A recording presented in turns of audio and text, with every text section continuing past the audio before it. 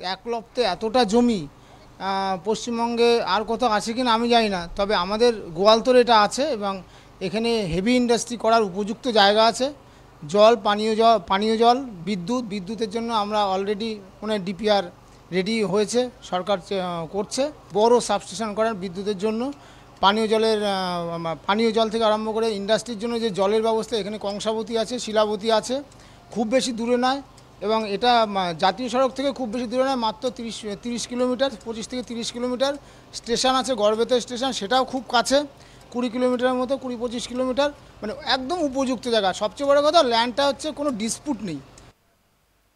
আমাদের এই পুরো যে জুট সিড ফার্ম, তার যে বাউন্ডারি, আমরা পঞ্চায়েত সমিতির পক্ষ থেকে সেই এনক্রোচমেন্ট যারা রয়েছেন বেনিফিশিয়ারি, তাদেরকে আমরা পাট্টা দিয়ে অন্য জায়গায় রাখার ব্যবস্থা করছি। জুট সিড ফার্মের যে পুরো বাউন্ডারি আমরা ডিমার্কেশন করতে পেরেছি এবং পরবর্তীকালে এর কাজ শুরু হবে বাউন্ডারি করার জন্য।